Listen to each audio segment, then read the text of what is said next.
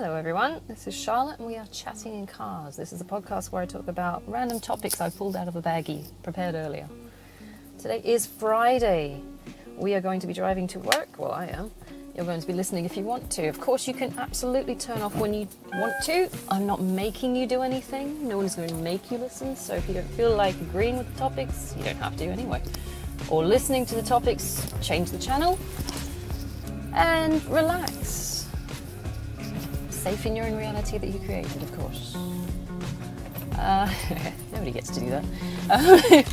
I do swear and I do talk about triggering topics. A lot of this is personal stuff that I've just gone through myself. It might help you if you're going through it yourself. Again, always just an alternative perspective on something. Okay? You don't have to take it as gospel. No one is ever completely or wholly right. Reality is down to the interpretivist, if you want to go that way. Talk me in sociological terms. We are the constructor of our own reality. Social constructivism. Definitely look into that one, it's great fun. Plus it gets to give you, sorry, I'm just turning a corner.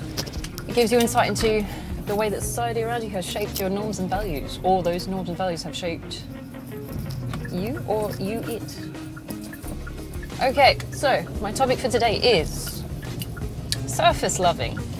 Okay. I don't know if you've been listening to the previous podcasts, but I've had some interesting experience with boyfriends and ex-husbands. I am not personally the kind of person who does surface loving. I'm an all-in person. I like being completely immersed in the process and practice of loving someone. I know it sounds a bit corny. I know it sounds a bit shit. And you do open yourself to risk getting hurt, getting used. But I think honestly, if you're going to love someone, you should be all in. I have trouble myself holding back, making boundaries, I really do. I'm not ashamed of that actually. I think honestly, in the purest sense, when you love someone, you shouldn't be holding back. You should be free to give everything you can without fear of rejection or hurt or, having your soul crushed. I have been married. My ex-husband I married at 27. We met at 17. So I had a fair whack of time with him before I decided to tie the knot. I assumed at that point that we were in it for life. By 10 years, you should be pretty sound as pounds. I'm going to be with this one for a while to come. Unfortunately for him, at 33 we divorced. We're the same age, so we're at the same. It'd be interesting studying the maturity levels of men compared to women at the same age groups, if you wanted to do that one. But it was also, the problem was he wasn't just a surface lover, he was more like he was a narcissist basically, to put it bluntly. He was an overt narcissist. So whatever he was doing, he did to control and manipulate the situation to make sure that he kept getting his needs served. In short, in summary. I, of course, had incredibly low self-esteem, so I would follow him around like a puppy trying to appease him. And as far as we know, what happened with Hitler and stuff like that, you can't appease a narcissist. It doesn't work. They completely trample over you anyway. So as much as being nice and kind towards this person, I thought was the right thing to do because I loved him, it didn't work.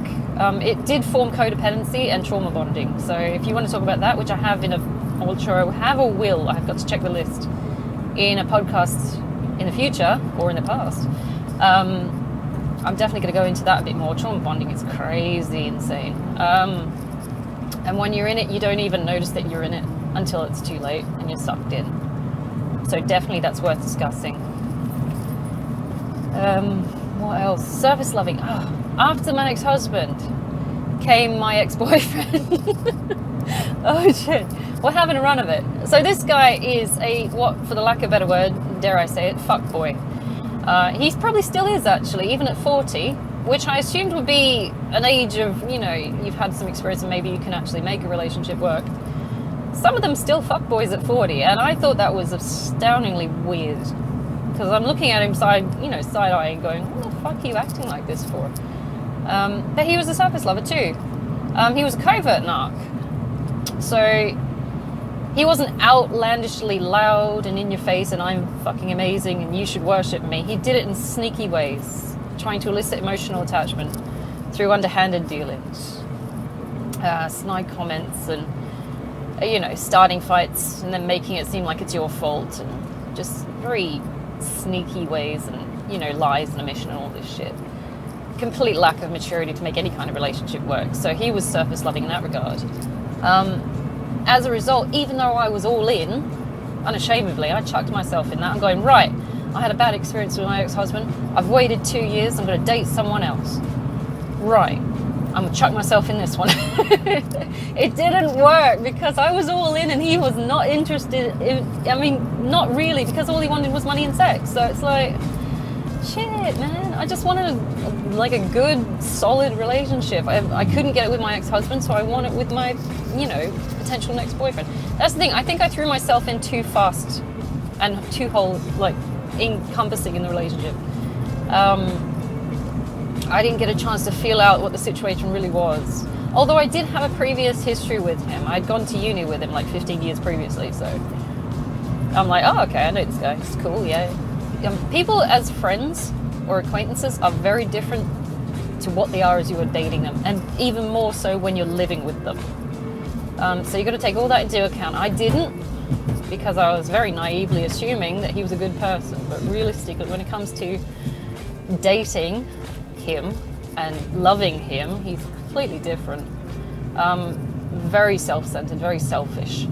Only willing to give out affection, time, particularly time, when he can benefit from it, essentially.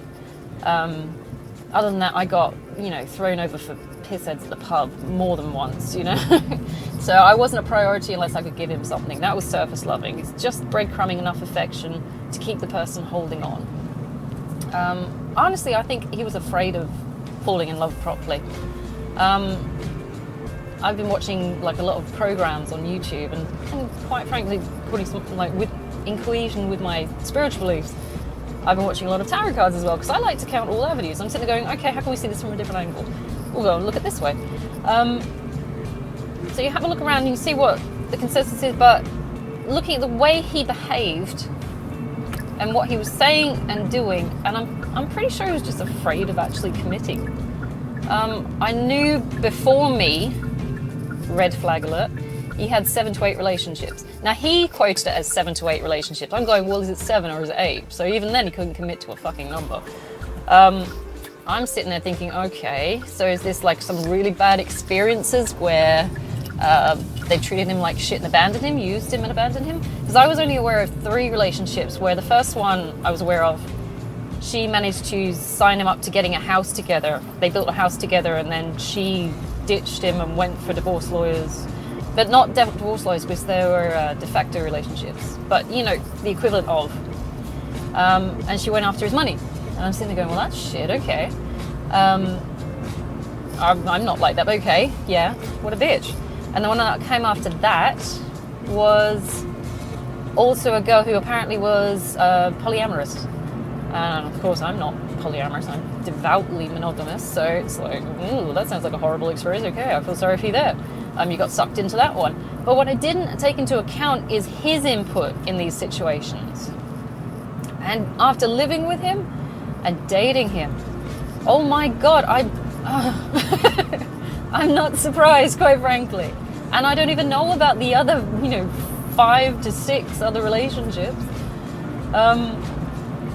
Oh my God. But I'm like, first of all, you walk into relationships where you're not going to get attached because the circumstances don't exactly logically lead to attachment, like solid, decent attachment. Speed bump, sorry. You can hear that. Who dates a polyamorous person and expects them to be faithful? It's no. And you're setting yourself up for a fall. So ultimately he self-sabotaged himself from the get-go. I don't think he honestly wanted a relationship. I think he wanted sex. I think he wanted a fuck buddy. And he did the same with me, to be honest. Because it was constant breadcrumbing and just doing just enough to keep what I thought was a relationship. What was him, I just think he wanted a fuck buddy. I don't think he actually wanted a relationship. I was sitting there thinking, oh great, yeah, we'll be together. We were together 2.5 years, on and off. I kept breaking up with him because he kept doing stupid stuff. I just could not get my head around why he was acting like this. But he was self-sabotaging. He was a surface level. He didn't want to put the time in. He wanted to put just enough in so he could get what he wanted and get out again. Which is bullshit, because I was giving everything. Especially when we were living together. I'm sitting there going, I'm doing your washing and buying your food shopping and the house, and cleaning your house, and doing all the girlfriend wifey stuff. And you're fucking off to the pub with your mates while I'm crying over something you did. It doesn't make sense. You know? Surface loving. He's like, and then his excuse for fucking off to the pub was, I have to be stoic. It's like, no, what you're doing is just being cold-hearted, you bastard. That's not stoicism. Stoicism is to feel the feelings and then move through them knowing that they're still there, but you have to have the courage to surpass them. That's stoicism. Ignoring your feelings because it feels uncomfortable or because someone might see you as weak is not stoicism. The weakness is ignoring it and pretending it isn't there. It's like object impermanence. It's like when Trump said, when everybody went into the COVID lockdown and came out of it, said, well, we're not going to be testing people for COVID anymore. So, you know, pretty much said, oh, therefore it doesn't exist anymore. It's like, we're just giving up. It's like, what the fuck? No, you jackass, it's still there. Just because you don't want to see it doesn't mean it's not there. Oh, Christ, that guy cracks me up. I can't believe people took him seriously. Anyway, so you guys actually voted that one in. I'm laughing. After Obama, I don't know what political parties they belong to, but I'm looking at the individual and I'm saying, I can't believe you had Obama and then you had Trump. What the fuck? Stark contrast, very stark contrast. I don't know what they stood for, but I'm watching what they did and I'm going, Jesus. I can't believe you got rid of your Medicare. Anyway, that's the Americans. That's their business. I'm not American. I cannot comment, haha, even though it would violate my freedom of speech. Anyway, do I work under their constitution? No, but we've got a similar one in Britain. Anyway, ours is better. But anyway, what we got? Yeah, so surface loving. It's not worth investing in, to be honest. I mean, I had trouble dealing with the fact that he was doing it. I am committal all the way. I'm, you know, in like a lead balloon. I want to be in there. I want to get involved. I want to get it done. I wanted to get going. Because I had waited for this guy for 15 years. I had a candle for him. I don't know why I had lit a candle for him, because the image I have of him was very much on a pedestal. He did not live up to it at all. Not at all. And every time he pissed me off, I had to drop the benchmark lower and lower and lower. And soon there were no fucking benchmarks. And he was just being an asshole. And I'm sitting there going, every time I have to drop this, I'm losing respect for you. It's like, you weren't like this when we were at uni together. Why are you doing this now?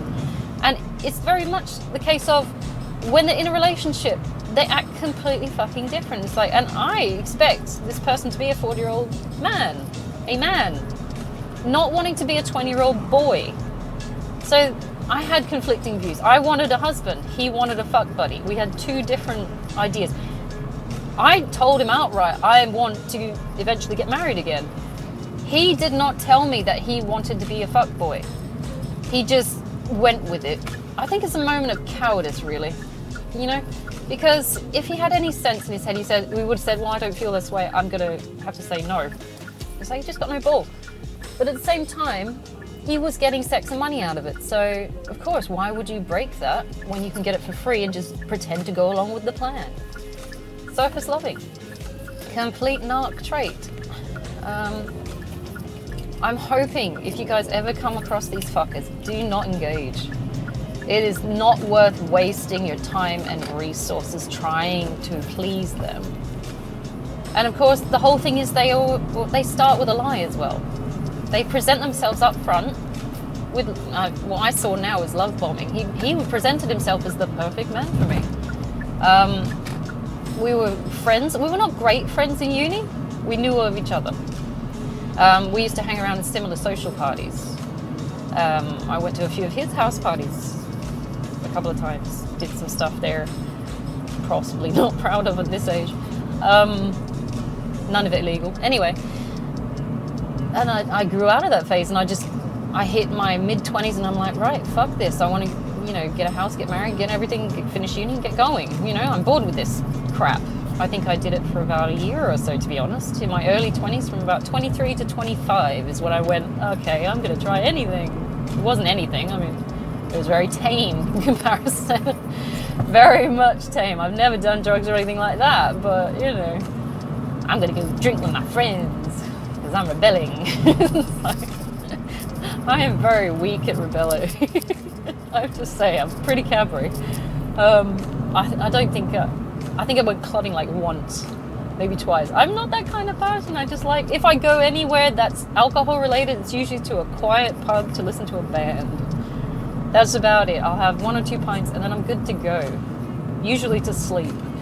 I'm not there to get laid, to do drugs and all this shit. I never took that path. It didn't interest me. So yeah, he did take that path. He was well into all that kind of shit. And I'm sitting going, now is this you or is this the influence of those around you? Because I didn't have those kinds of friends. So my friends were just like, let's go see a movie or something. I'm like, okay, I'm going to see a movie. I want to go see Spider-Man. I'll go see, And a few times we just went as a group to see a movie instead. We didn't go to pubs and clubs and things. If we did drink, it was usually around a table at someone's backyard. It was never anything horrible, competitive. There was no bitching and whining behind the scenes. So we were able to form semi-decent social skills where it was nice to hang around people. Nobody was mean. Nobody, was backstabbing or bitching or competing. We were just chatting about random shit, like maybe books or movies or stuff like that. When I got to hanging around with what is, I assume now still, even though I left the group, the start of this year, it's now August. His group, I just found it was completely conflicting. I mean, he sits in a culture that promotes backstabbing and bitching and non-committal stuff. And it blew my mind. It's like, how are you all hanging around and being so-called friends when you're all being fucking nasty to each other? It's in front of their faces and behind their backs, It doesn't... I mean, it's just toxic as fuck. I didn't understand it. And I got sick of it. I stopped hanging around with them. I can't handle this shit. I hate being the girl that has to compete with the other girls just to get my boyfriend's attention. It was that kind of a culture. And I'm just going, I'm not doing this. Not as I'm fast approaching 40. I'm not doing this shit. I have not got those insecurities. I'm like, dude, I earn so much more than you right now. I have a home. I have my car. I have my family and my solid friends. I am well within myself. I don't have to put up with this shit. I'm not here to impress you. I don't give a fuck about your opinion. You count for shit and you work in a bar. Fuck off. It's like, nothing you do at this age, and they're all like max mid-20s. I'm going, nothing you do at this age counts for anything that's going to be constructive. Okay, so you can bitch and whine and compete for this guy. And this guy I was with is fucking dumb as shit. He's sitting there encouraging the fuckers to flirt with him. I'm going, are you insane? I'm sitting right here. So I'm fucking sitting. So he showed me he was a pig as well. I'm going, don't. Just don't. Why would you do that? Why risk the relationship to say that, oh, these girls like me? It's like, dude, no. And guys were flirting with me. I'd turn them down. I'm like, I don't want anything to do with this. I'm here with this one guy and this is me. I want this one person. I don't care about the rest of you fuckers right now. It's like, I'm here to spend time with the guy I'm supposed to be going out with. That is it. That is all I'm interested in. The fact that you fuckers are here is basically cock-blocking me, so just stop. I don't want to flirt with you. I don't want to even associate with you, quite frankly. I'm here because he's here. I'm drinking because he's drinking. That is it.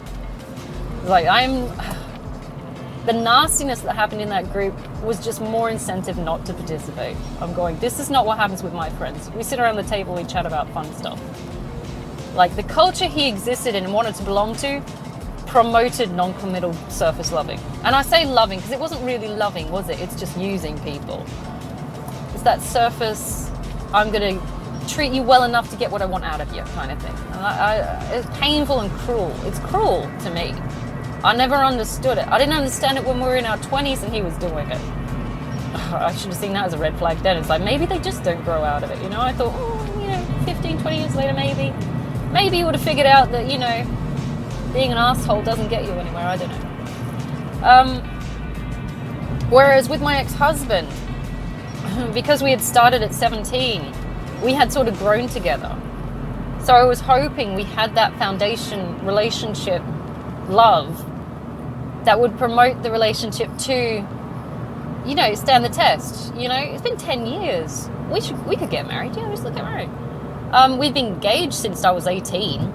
So it's like 10 years of engagement. Yeah, it's about time we did something about this. I mean, I never pushed him for it. I'm not the kind of person that pushes for it. But by the end of 10 years, I'm like, right, I'm setting a date. Because this has been... And I didn't realize it at the time, but he was actually non-committal. Because I had to drag him to the damn altar. I don't think he actually wanted to get married in the first place. I think he went with it. Because he was sort of cornered into it after 10 years. I mean, he's just a coward.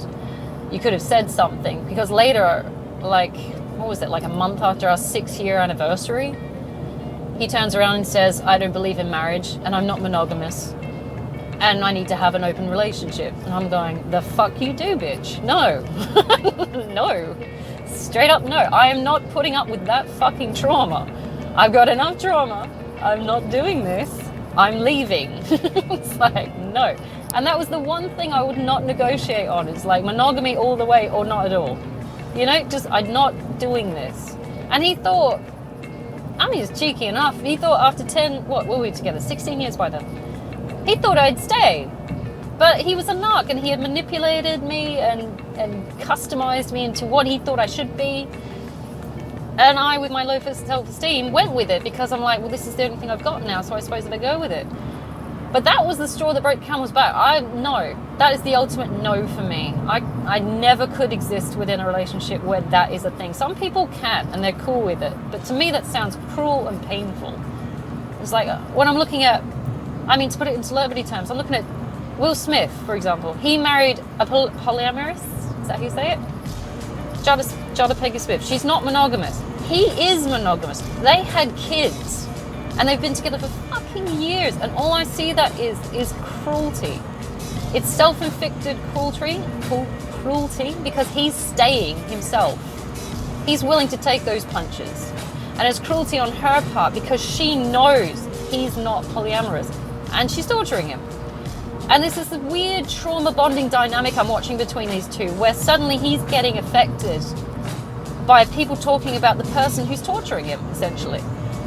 And I'm sitting there going, she's cheating on you and not giving a fuck. And you're going with it. It blows my mind. Either he's got intensely low self-esteem or he knows something I don't know about feelings. And I'm going, it's possible. But to me, that sounds like cruel torture. To be with someone who is more than willing to smile while they fuck other people. And then go back to you and pretend like it's all okay. It's like, no, no, that doesn't feel right to me. Was this the rules at the start? Were the rules set out clearly at the start? It's like, this is what it's going to be. So if you get involved in this with me, did they discuss it? Did she find out halfway through this? Oh, by the way, I don't want to be monogamous. It's like, it just sounds like, it sounds like the opposite of what I did with my marriage. I left because an ultimatum was given. He stayed because an ultimatum was given. And all he's done since is trauma. Mental abuse, emotional abuse, as far as I can see. I'm not sure if it would be considered as sexual abuse, to be honest. If she's still sleeping with him and she's sleeping with other people, that blows my mind. It's like, you're just fine with this? Why? No, you don't have to be fine with it. You don't have to put up with this shit. It feels cruel to me. And looking at him, I know even though he's slapped Chris Rock or whatever, I'm sitting there going, well, at least he's chivalrous. No gauntlets involved. But I'm looking at him, I'm going, you're a soft, soft man. What are you doing with this woman? Why are you torturing yourself to stay with someone who clearly does not give a fuck about you? Especially your emotions, that she is willing to fuck someone else. It's like, it doesn't make sense at all. Why would you put up with that crap? I mean, if I was a girl doing the same, if the roles were reversed, they'd all be saying, you gotta leave him, honey. It's like, he's an asshole, he's ordering around. I'm sitting there going, yeah. It's like, why does a man have to take a bigger punch? I don't understand. I mean, I'd date Will Smith, he's lovely. I don't care if he did slap Chris Rock, it shows that he's got manners. I don't agree with the way, was it Chris Rock? Yeah, I'm gonna have to check on that again. I don't agree with the way he is shouting afterwards and stuff like that. I don't like that confrontational side of things. I'm not that kind of person. But if you're gonna slap someone, I'm sitting there going, you opened your mouth, man, about someone he loves. I don't blame him for smacking you. But yeah, violence is not the answer, right, kids? Yeah, no. Although he did embarrass himself, but I feel bad for him. But it's just, I mean, is it the direct result of being in that situation where if he doesn't accept, you know, if he doesn't defend this woman who's been torturing him, essentially, as far as I can see it, for how many years, he's admitting he's wrong. If you admit you're wrong and you're able to leave the situation, wouldn't you feel better? But is he having trouble admitting that maybe he's wrong, and so he stays, and so he takes the further abuse until it comes to a crisis point where he finds himself slapping Chris Rock? You know, I do wonder about that. He's a very soft man. I don't understand how he ended up with this woman. I don't. It's trauma bonding. I think it is. It's like, and to be honest, I feel bad if she is going, but I don't give a fuck, to be honest, that's you. But you're never cruel to people. Not about love, man. It's sick. It's such a sick game. It's a power struggle, and I don't like it, to be honest.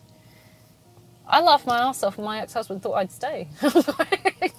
Of all things that I hold of value in this world and this life, love is the utmost. Why the fuck would you think I would stay to be tortured cruelly by you? If you think I would say, that's not love. Love is not tolerating people being an asshole. That's codependence. Codependence is staying, knowing that they don't love you back because they're willing to hurt you. It's like, no, you don't have to sit for that shit. You don't. So that's cruel. There is a degree of loving someone despite their flaws, but flaws are never ones that would negatively impact you. They're like, oh, you're annoying the way you chew, or oh, you left the toilet seat up. They're never, I'm going to fuck someone else and then come back to you and expect you to be fine with it because you love me. It's like, no, that is not tolerating love. That is the weakness, to stay for that. It's like, that is a weakness. To not fight for your own self-respect. And Keanu said, if you do have to fight for love, and you have to be a lover and a fight. Yes, you do.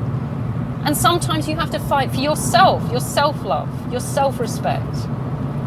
Don't put up with someone else mistreating you because that's what you view love to be, putting up with their flaws. Their flaws should not be killing you. They should not be torturing you. If they loved you, they'd find a way to promote your welfare, to help you, to sustain you. It's a giving act. It's a process in which both parties are supported and cared for, and they give. Both parties have to give. It's not one person taking, one person giving. It's not lopsided. If we were two bulls at the plow, if only one bull was pulling, we'd go around in fucking circles. It's, I mean, I'm saying this because I'm a Taurus and my ex-boyfriend was a Taurus, and I did feel like we're going in fucking circles. And that's a good analogy, I thought. But I know, I am all about the home, and it's partly because of my belief systems.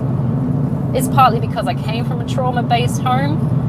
I came from experiences where my mum was wiping my dad's ass for and she still is, and she's in her late 60s, and I know the result of what it is to be with someone who doesn't want to pull their own weight. I know what that is. It should be even. People should not be exploiting each other in the relationship. It's not meant to be a nasty, horrible experience where you just fight through because you're tough. It's like, no. It's supposed to be easy. Love is one of the easiest fucking things you can do because you feel it and you can't explain it and you don't know why you're doing it. You just do it. It's like Nike incarnate. We just do it. No one should be having to struggle to want to stay with someone because they're acting like a prick.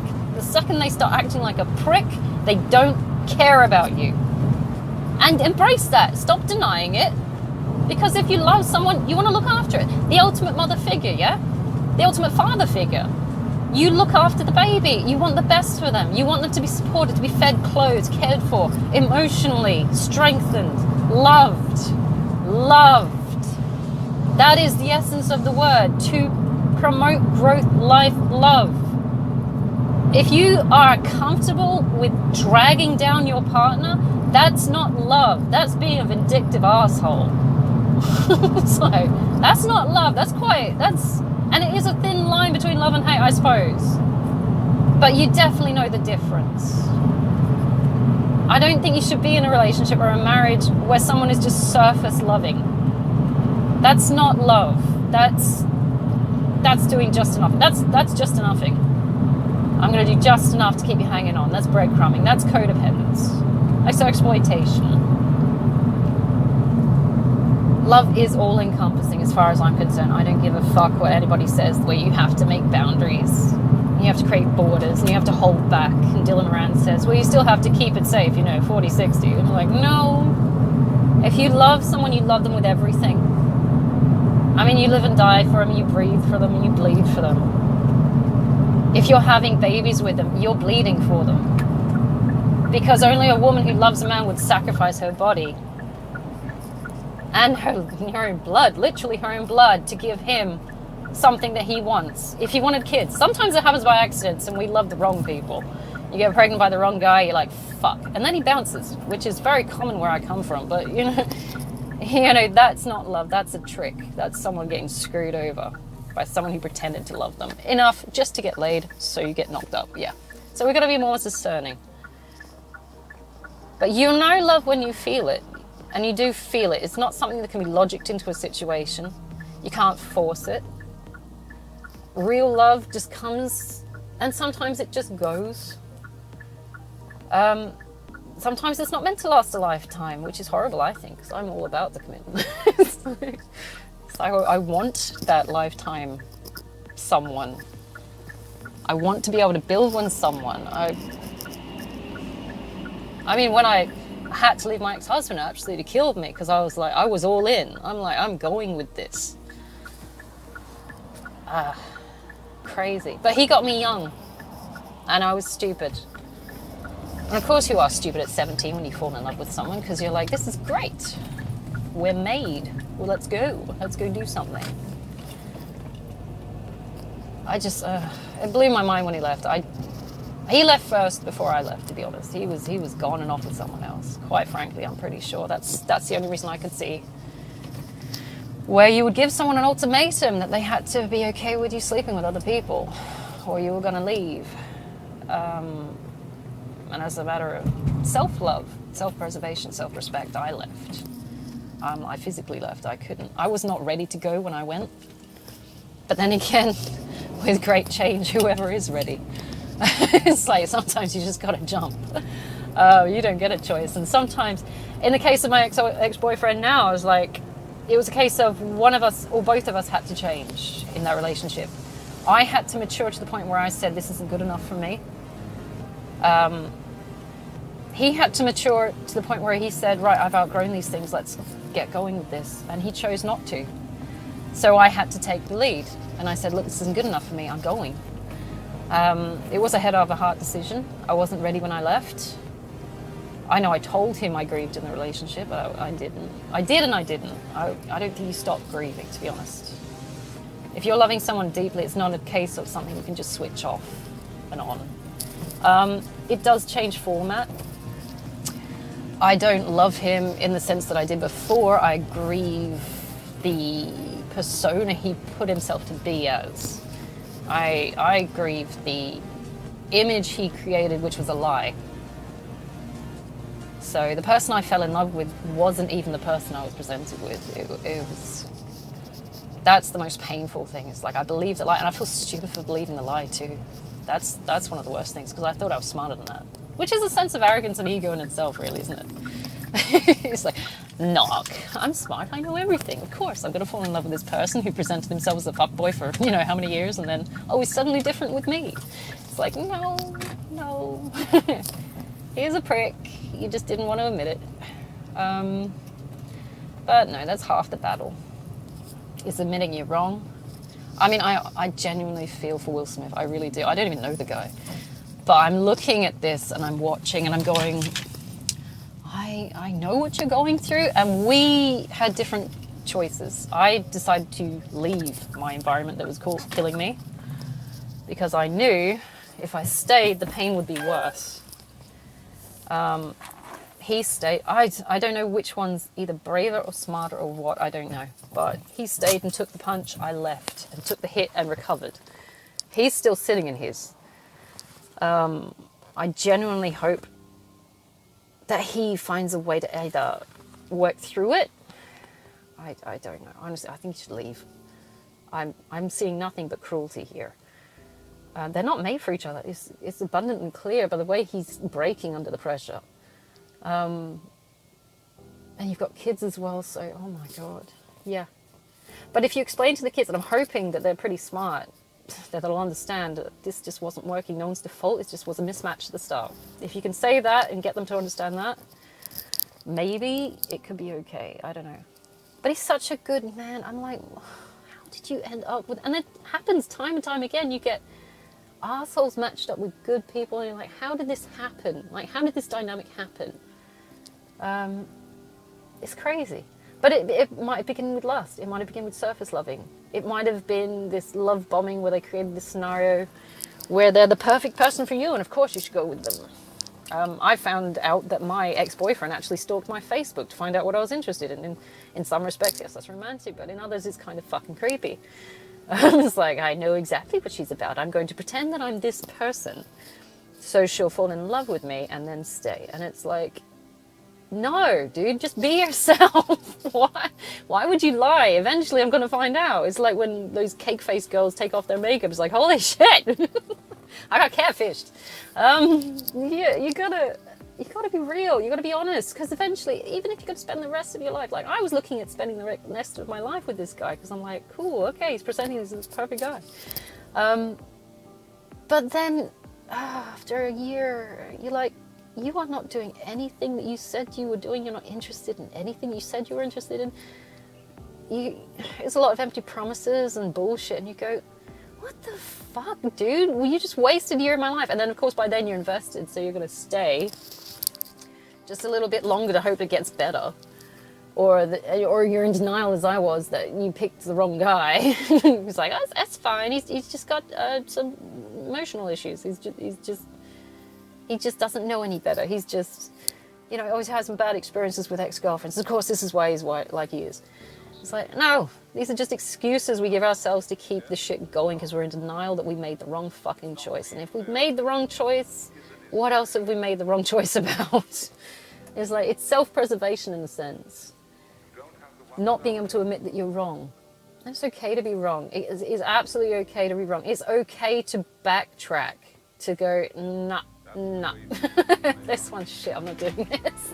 No one is going to think the worst of you for doing that. Because you went in on the premise that you had to believe the lie. It's like, you believe the lie. It's okay. Lies are there to be deceptive. It's there to help us test the situation. It's a litmus paper to see what we actually believe in, what our values are. If you are presented with a lie, like I was, that this guy was this amazing person, and you believe it, and that's fine, that's cool, because, yeah, that's you. But then the scenario changes where the truth comes out, and he's actually a bit of a F&C. So, and you stay, that's the litmus test to see if you actually hold your values. I mean, do you value yourself, what you believe in, or are you willing to sacrifice your authenticity in yourself for the sake of keeping up a scenario that's not good for you, that's damaging, and it's, it's inevitably going to end. But you get to decide how it ends. You could take it by the horns, or you could take it up the arse. Quite frankly, I took it by the horns. I'm not waiting for shit to go down. I'm like, this is not working. I'm out. I was very angry when I left as well because of the lie. I'm like, you lied to me for this long. made me believe this. I sacrificed a shit ton of stuff I didn't want to. I sold my house just to be closer to him, just to live with him, you know, just to spend more time with him. And he didn't even want it you know, he saw it as a burden. I'm going, are you fucking kidding me? I'm giving everything, and nothing I do is ever good enough. You just complain about everything.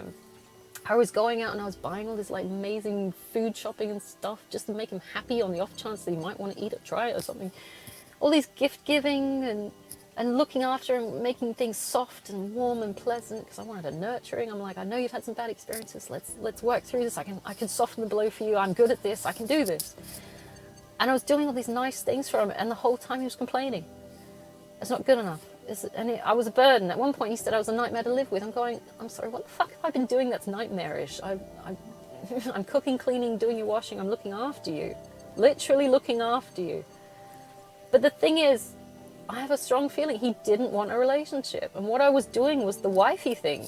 I was doing all the wifey stuff. I'm looking after you. I don't mind taking the fall as long as you're willing to reciprocate feeling and, you know, give back. But I was doing everything. It was one-sided. And I wanted to believe that this person was going to get better, that they were going to reciprocate my feelings, that they would show affection and stuff like that. But he took the good stuff, didn't want to put in the work, and then fucked off when I needed him, especially down the pub, hanging out with his fuckboy friends and hoes. And it's like, I got fucking sick of it. I mean, I really did. I'm going, I need you. I need you to, you know, I was sitting there bawling. There was one point where I was just crying 2 weeks on and off. Funny enough, during a Mercury retrograde period. But look into that, guys. There's some fun stuff. But every time he saw me, and he saw me frequently, that I was crying, and he just fucked off, physically fucked off. And I'm going, I need you. Why aren't you helping me? I need you to, you know, at least fucking hug me or something, right? And it was stuff he had done that was making me cry. So I'm like, this doesn't make sense. Why am I putting up with this shit? I'm already crying alone. At least if I leave him, I get more food and supplies. Spoken like a true Taurus. It's like, bitch is taking my food. I'm taking this. Exploit me for my food and still not give me hugs. Fuck you. No, but it's... if I'm grieving and I'm having to grieve alone whilst I'm with someone, I might as well be fucking alone and grieve. At least then I know I'm not being exploited further. You know, that guy is a fucking prick. So he took the piss. He did not give a shit, didn't want to give back. Yeah, so that was, what is it now? It's August. I broke up with him in January. I moved out in April. So it's been a while, and part of me's still angry about that, because I'm not a surface lover. I don't encourage surface loving. I think you love someone, you take the risk of getting, you know, hurt and being vulnerable, and you throw yourself in, you completely go in. All out, don't hold back, because if that's what you are, that's what you are. You give everything. As soon as you start holding back and lying and pretending you're someone else or something else, you're gonna fuck it up, because inevitably the mask falls. Don't bother. Just be what you are up front. It's real. At least then you know what you're dealing with, and you can work with that. Or if you're not liking what you see, you can say, okay, this is you. Find someone who's for you. If he'd have presented at the start of a relationship the reality of what he is now, I would have said no. And I know he know that. He wouldn't have had a chance. And that's the sneakiness I fucking hate. The sneakiness of surface loving. It's like, I'm going to pretend I'm someone because I acknowledge that you're a good thing and you'll do these things for me and I want the good stuff. But I'm not willing to put in the effort, but I'll fake it for you. Wonderful, thank you. That's how cheap you think I am. Thanks. What a prick. Oh, God. I'm loving these morning sessions. I'm just venting, darling. That's lovely. I'm hoping someone is facing this. Ugh, that sounds horrible, doesn't it? I don't want you to face these same dilemmas. But if you are facing these same dilemmas, I hope to God you get some support around you, some help to get you through it. If you want to stay, of course, that's on you. I couldn't. I couldn't. Not the second time in a row. I'm like, I did this while I was around. I can't do this with a boy. No. I'm just glad I didn't invest as much time and effort as I did with my husband as I did with my ex-boyfriend. 16 years versus 2.5 years. I'm cutting it down. We're going for quality control here. But realistically, look, I don't know why people lie about who they are, what they do. Maybe it's low self-esteem themselves. Maybe it's insecurities about what they have to offer. But inevitably, if you lie about that shit, it's going to come out in the wash. Be honest about who you are. Don't try and pump yourself up, because sometimes circumstances change and we don't get to live up to our own expectations. So it's better to just be honest, be open, be friendly, fluid with your commitments. When it comes to saying, you know, what you can and can't do. If you can't do it, don't put it on the table, is what I'm saying.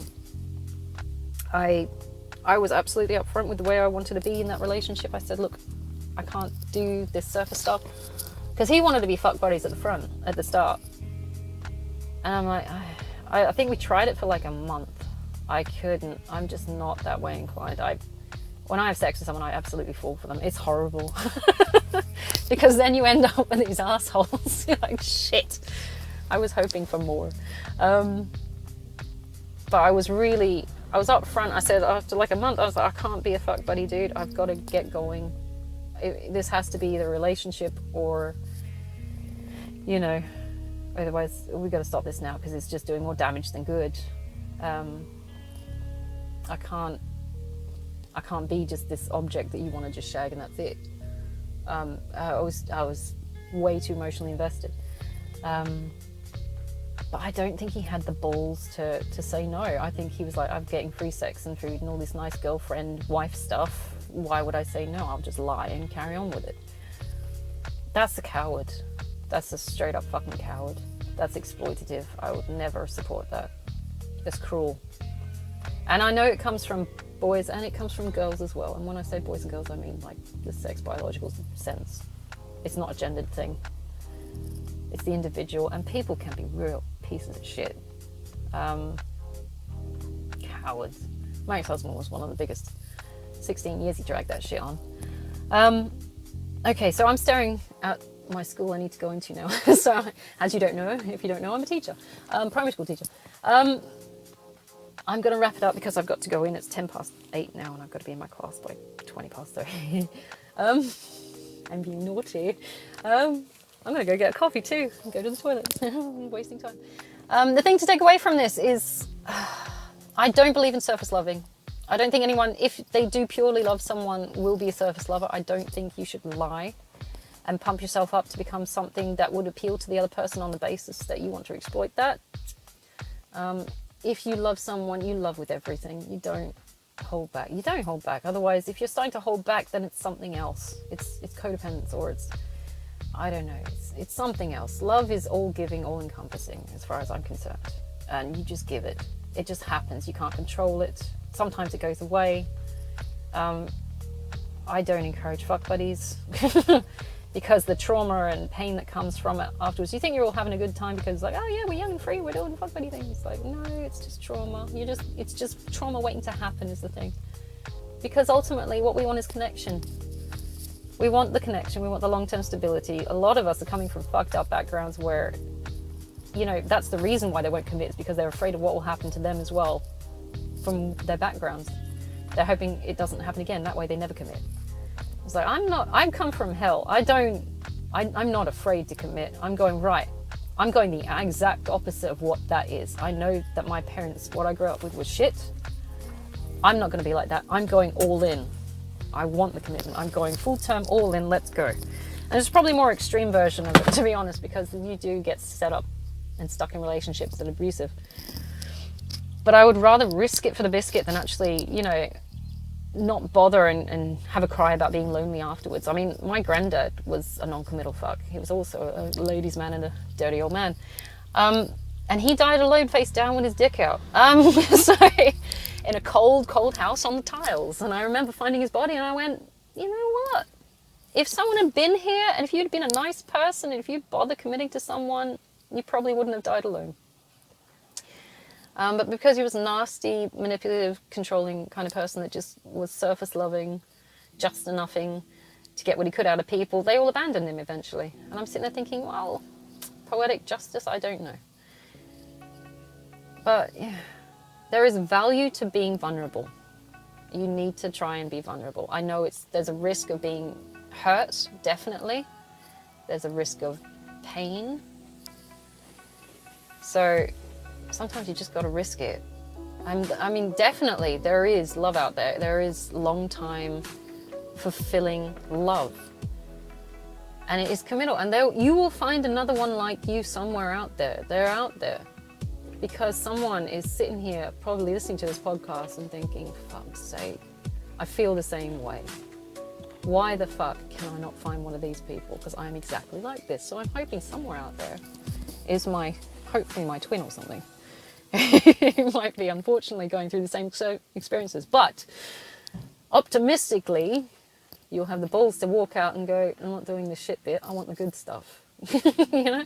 Stop accepting the shit bit. No one needs the shit bit. The shit bit is the band-aid solution to a whole load of other core problems that you've got. So address the core problems so you don't end up with yet another cycle of shit bit. Okay, I'm wishing everyone good luck. Go and find the person of your dreams, your love of your life. I hope they treat you so well that you are surprised that you ever settled for anything else. Okay, have a good day. It is Friday. It's Freya's Day. Everybody's celebrating the All-Mother. I love her so much. She gives me so much nice stuff. The Daddy God is also awesome. I'll have a podcast on these two. These two are great deities. The divine. Take it easy, it's Friday, okay? We've got the weekend tomorrow. I'm looking forward to eating half a loaf of bread tomorrow because that's my little evil. The things it does to me, my God. I'm sold. I'm surprised I have a digestive tract. Okay, take it easy. We're going to have a great day. It's going to go really quick and we're all going to have something nice afterwards, okay? I'll see you guys on Monday.